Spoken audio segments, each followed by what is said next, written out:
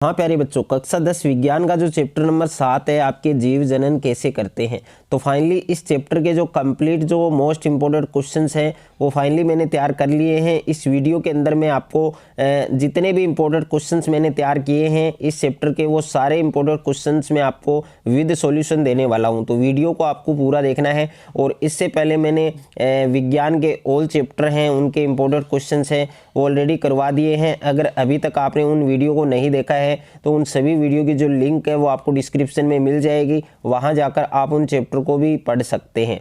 और अगर आपको बोर्ड परीक्षा 2024 में साइंस के अंदर अच्छा स्कोर करना है तो ये जो इम्पोर्टेंट क्वेश्चंस की हमने जो सीरीज स्टार्ट कर रखी है वो सारी सीरीज आपको पढ़नी है, सारी सीरीज है वो आपको अच्छे से याद रखनी है। और अगर आपने इनको अच्छे से तैयार कर लिया तो बोर्ड परीक्षा 2024 के अंदर साइंस में आप पूरे 100 में से 100 मार्क्स हैं वो अचीव कर सकते हैं। और आप सभी बच्चों का जो टारगेट है, जो लक्ष्य है, जो गोल है वो 100/100 होना चाहिए। यानी साइंस में सभी बच्चों को 100 में से 100 फोड़ना है 2024 की बोर्ड एग्जाम में। और अगर आप कक्षा 10th के छात्र हैं तो ये वीडियो आप सभी बच्चों के लिए स्पेशल वीडियो है, वीडियो को आपको लास्ट तक देखना है। और इसके अलावा आपको साइंस में और कुछ पढ़ने की आवश्यकता नहीं है। तो देख सकते हैं कि 2024 की बोर्ड परीक्षा में आने वाले 100% गारंटेड क्वेश्चन इस वीडियो के अंदर मैं आपको विद सॉल्यूशन देने वाला हूं। तो यहाँ पर आप देख सकते हैं, यहाँ पर जो क्वेश्चन नंबर फर्स्ट है आपके कि प्लाज्मोडियम, जो प्लाज्मोडियम है उसमें किस प्रकार का विखंडन पाया जाता है। ये वाला क्वेश्चन आपके 2014 की बोर्ड एग्जाम में आया हुआ है। प्लाज्मोडियम है उसमें किस प्रकार का विखंडन पाया जाता है। तो यहाँ पर प्लाज्मोडियम की मैं बात करूँ तो प्लाज्मोडियम में बहुविखंडन पाया जाता है। कि प्लाज्मोडियम है उसमें किस प्रकार का विखंडन पाया जाता है, तो प्लाज्मोडियम में बहुखंडन पाया जाता है। और ये वाला क्वेश्चन 2014 की बोर्ड एग्जाम में आया हुआ है और इम्पोर्टेंट है, इस बार एग्जाम में आ सकता है। और उसके बाद में देखिए सेकंड जो क्वेश्चन दिया गया है आपको, अमीबा में प्रजनन विधि का नाम लिखिए। तो अमीबा में प्रजनन विधि का नाम क्या है आपके, और ये वाला क्वेश्चन 2013 की बोर्ड एग्जाम में आया हुआ है, फिर भी इम्पोर्टेंट है 2024 की बोर्ड एग्जाम में आपको मिल सकता है। अमीबा में प्रजनन विधि का नाम क्या है आपके, द्विविखंडन होगा। यानी अमीबा में प्रजनन विधि का नाम क्या है, द्विविखंडन। और इस चैप्टर से 1 मार्क्स वाले क्वेश्चन ज़्यादा पूछे जाएंगे, तो छोटे क्वेश्चन मैंने ज़्यादा लिए हैं। और अमीबा है उसमें प्रजनन विधि का नाम क्या है मेरे प्यारे बच्चों, अमीबा में प्रजनन विधि का नाम है आपके द्विविखंडन। तो ये आप सभी बच्चों को अच्छे से याद रखना है। उसके बाद में देखिए तीसरा क्वेश्चन है आपके कि किन्हीं 2 एक कोशिक जीवों के नाम लिखिए। तो कोई 2 एक कोशिक जीव हैं उनके नाम आपको बताने हैं। और ये वाला क्वेश्चन आपके 2012 की बोर्ड एग्जाम में आया हुआ है, इम्पोर्टेंट है, वेरी वेरी इंपॉर्टेंट है कि किन्हीं 2 एक कोशिक जीव हैं उनके आपको नाम बताने हैं।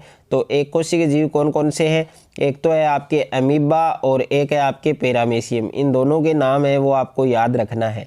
और कोई 2 एक कोशिक जीव हैं उनके आपको नाम बताने हैं, अमीबा और पैरामीशियम। और ये वाला क्वेश्चन 2012 की बोर्ड एग्जाम में आया हुआ है। उसके बाद में देखिए क्वेश्चन नंबर 4 है आपके, क्वेश्चन नंबर 4 आप देख सकते हैं कि पुनरुद्भवन क्या है। यानी पुनरुद्भवन की परिभाषा है, डेफिनेशन है वो आपको बतानी है। पुनरुद्भवन किसे कहते हैं, तो कुछ प्राणियों को यदि कई टुकड़ों में काट दिया जाए तो प्रत्येक टुकड़ा विकसित होकर पूर्ण जीव का निर्माण कर देता है, और यह क्या कहलाता है, पुनरुद्भवन कहलाता है। ये वेरी वेरी इंपॉर्टेंट है प्यारे बच्चों, ये 2013 की बोर्ड एग्जाम में आया हुआ है, फिर भी 2024 की बोर्ड एग्जाम में ये वाला क्वेश्चन आपके गारंटेड है। 100% इस क्वेश्चन के चांस हैं, तो अच्छे से आपको याद रखना है कि पुनरुद्भवन की परिभाषा है वो आपके एग्जाम में आ सकती है। तो कुछ प्राणी हैं उनको यदि हम टुकड़ों में काट दिया जाए तो प्रत्येक टुकड़ा क्या होगा, विकसित होकर एक पूर्ण जीव का निर्माण करेगा। उस प्रक्रिया को हम क्या कहेंगे, पुनरुद्भवन कहेंगे। उसके बाद में देखिए 5वां क्वेश्चन है आपके, यहाँ पर 5वां क्वेश्चन क्या है कि कायिक प्रवर्धन क्या है। यानी कायिक प्रवर्धन है उसकी आपको परिभाषा लिखनी है, उसकी डेफिनेशन लिखनी है, और कायिक प्रवर्धन है उसका एक लाभ भी आपको बताना है। और ये वाला क्वेश्चन 2014 की बोर्ड एग्जाम में आया हुआ है कि कायिक प्रवर्धन किसे कहते हैं, और कायिक प्रवर्धन का आपको एक लाभ है वो बताना है। तो सबसे पहले हम बात करेंगे कायिक प्रवर्धन की परिभाषा। तो देखिए कायिक प्रवर्धन क्या होता है कि वह जनन जिसमें पौधे के किसी भी कायिक भाग जैसे स्तंभ है, जड़ है या पत्ती है से एक नया पौधा बन जाता है, उसे हम क्या कहते हैं, कायिक प्रवर्धन कहते हैं। कि वह जनन जिसमें पौधे के किसी भी कायिक भाग, स्तंभ, जड़ व पत्ती से नया पौधा बन जाता है, उसे हम क्या कहते हैं, कायिक प्रवर्धन कहते हैं। और कायिक प्रवर्धन का लाभ क्या है, इसका प्रॉफिट क्या है, तो कायिक प्रवर्धन द्वारा लगाए गए पौधों में बीज द्वारा उगाए गए पौधों की अपेक्षा पुष्प और फल है वो कम समय में लगने लगते हैं। कि कायिक प्रवर्धन के द्वारा लगाए गए पौधे हैं उनमें बीज के द्वारा उगाए गए पौधों की अपेक्षा जो पुष्प है और जो फल है वो कम समय में लगने लगते हैं। तो ये कायिक प्रवर्धन का लाभ होगा। उसके बाद में देखिए क्वेश्चन नंबर 6 है आपके, यहाँ पर क्वेश्चन नंबर 6 आप देख सकते हैं कि प्लेनेरिया में किस विधि द्वारा अलैंगिक जनन होता है। ये प्यारे बच्चों वेरी वेरी इंपॉर्टेंट है 2024 की बोर्ड एग्जाम के लिए, कि जो प्लेनेरिया है उसमें किस प्रकार किस विधि के द्वारा अलैंगिक जनन होता है। तो प्लेनेरिया में किस विधि के द्वारा अलैंगिक जनन होता है, तो इसका करेक्ट आंसर क्या होगा, पुनरुद्भवन। और पुनरुद्भवन का दूसरा नाम है आपके पुनर्जनन। ओके, पूर्ण जनन है या पुनरुद्भवन है, उसके द्वारा प्लेनेरिया में अलैंगिक जनन होता है। उसके बाद में देखिए क्वेश्चन नंबर 7, ये भी वेरी वेरी इंपॉर्टेंट है। लैंगिक जनन और अलैंगिक जनन है, उसमें आपको अंतर बताना है कि एक तो लैंगिक जनन है और दूसरा अलैंगिक जनन है। इन दोनों में आपको क्या बताना है, अंतर बताना है। तो यहाँ पर एक साइड में आपको लिखना है लैंगिक जनन लिखना है और इधर आपको लिखना है अलैंगिक जनन। अब देखिए लैंगिक जनन और अलैंगिक जनन के अंदर हम डिफरेंस की बात करें, अंतर की बात करें, तो लैंगिक जनन में पहला जो पॉइंट है वो आपको क्या याद रखना है कि इसमें युग्मकों का निर्माण होता है, यानी जो अंडाणु और जो शुक्राणु हैं, दो जो युग्मक है उनका निर्माण होता है। और अलैंगिक जनन की मैं बात करूं तो अलैंगिक जनन में पहला पॉइंट क्या है कि इसमें युग्मकों का निर्माण नहीं होता है, इसमें युग्मक नहीं बनते हैं, ये आपको याद रखना है। और लैंगिक जनन के अंदर दूसरा पॉइंट क्या है कि समसूत्री विभाजन के साथ अर्धसूत्री विभाजन भी होता है। इसमें क्या होता है, समसूत्री विभाजन के साथ अर्धसूत्री विभाजन भी होता है। और अलैंगिक जनन है, इसमें केवल समसूत्री विभाजन होता है, ये आपको याद रखना है। और लैंगिक जनन में तीसरा पॉइंट क्या है कि इसमें युग्मक संलयन होता है, यानी इसमें युग्मक है उनका संलयन होता है। और अलैंगिक जनन क्या है कि इसमें युग्मक संलयन नहीं होता, ये आपको याद रखना है। और उसके बाद में पॉइंट नंबर 4 है आपके, सबसे पहले लैंगिक जनन है। तो लैंगिक जनन में क्या होता है कि इसमें उत्पन्न संतति में जो आनुवंशिक भिन्नताएं हैं वो पाई जाती हैं। और जबकि अलैंगिक जनन है, इसमें संतान आनुवंशिक रूप से जनक के समान होते हैं, यानी माता पिता के समान होते हैं। तो ये आपको याद रखना है। तो लैंगिक जनन और अलैंगिक जनन है, ये काफ़ी इंपॉर्टेंट है आपकी बोर्ड एग्जाम के लिए। उसके बाद में देखिए 8वां क्वेश्चन, निम्न को सुमेलित कीजिए। और यहाँ पर मैंने लिख रखा है इम्पोर्टेंट 2024, यानी ये वाला क्वेश्चन भी काफ़ी इंपॉर्टेंट है, इसमें ए को बी से सुमेलित करना है। तो यहाँ पर सबसे पहले है द्विखंडन। तो द्विखंडन यहाँ पर इन विधियों का नाम दिया गया है कि द्विखंडन किस विधि किसके द्वारा इनमें जनन होता है। तो द्विखंडन है वो किसके साथ मैच करेगा, यहाँ पर तो द्विखंडन है वो अमीबा के साथ मैच करेगा, क्योंकि अमीबा के अंदर द्विखंडन द्वारा जनन होता है। उसके बाद में सेकंड है आपकी मुकुल। अब मुकुल है वो किसके साथ मैच करेगा, हाइड्रा के साथ, यानी हाइड्रा में मुकुलन विधि द्वारा जनन होता है। और तीसरा है आपके बीजाणु निर्माण।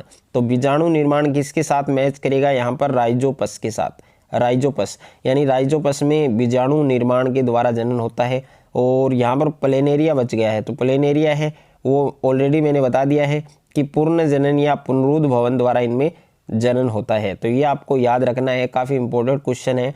और उसके बाद में देखिए क्वेश्चन नंबर 9। तो यहाँ पर क्वेश्चन नंबर 9 आप देख सकते हैं कि ईस्ट में किस विधि द्वारा अलैंगिक जनन होता है। तो ईस्ट में किस विधि द्वारा अलैंगिक जनन होता है, मुकुलन विधि द्वारा, यानी ईस्ट है उसमें किस विधि के द्वारा अलैंगिक जनन होता है, मुकुलन विधि के द्वारा जनन होता है। और क्वेश्चन नंबर 10 है आपके कि वृषण के कोई 2 कार्य लिखिए। तो वृषण के कोई 2 कार्य आपको बताने हैं। तो इसमें पहला क्या है कि शुक्राणुओं का निर्माण भी वृषण के द्वारा ही होता है, यानी वृषण का पहला कार्य क्या है, शुक्राणुओं का निर्माण। और दूसरा कार्य क्या है कि वृषण के द्वारा नर हार्मोन टेस्टोस्टेरोन का निर्माण किया जाता है, यानी वृषण के द्वारा जो नर हार्मोन है टेस्टोस्टेरोन उसका निर्माण किया जाता है, जिसके कारण पुरुष है उनमें द्वितीयक लैंगिक लक्षण है उनका डेवलपमेंट होता है, उनका विकास होता है। तो ये वृषण के 2 कार्य हैं जो आपको अच्छे से याद रखने हैं। उसके बाद में देखिए क्वेश्चन नंबर 11 है आपके, यहाँ पर क्वेश्चन नंबर 11 आप देख सकते हैं, उत्तक संवर्धन तकनीक का उपयोग लिखिए। तो उत्तक संवर्धन तकनीक है, उसका आपको उपयोग बताना है। तो उत्तक संवर्धन तकनीक का उपयोग क्या होगा, सजावटी पौधों के संवर्धन में किया जाता है। यानी जो सजावटी पौधे हैं उनके संवर्धन में किसका उपयोग किया जाता है, उत्तक संवर्धन तकनीक का। यह आपको अच्छे से याद रखना है। उसके बाद में क्वेश्चन नंबर 12 है आपके, काफ़ी इंपॉर्टेंट है। कोई दो जीवाणु जनित यौन संचारित रोगों के नाम लिखिए।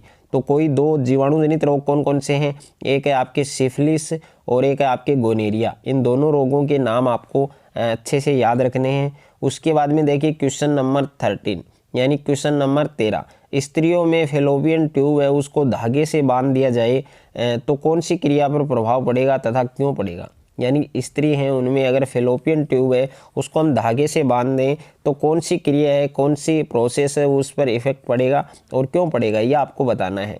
अगर स्त्रियों में फेलोपियन ट्यूब है उसको धागे से बांधने पर जो अंड है वो गर्भाशय तक नहीं पहुंच सकेगा।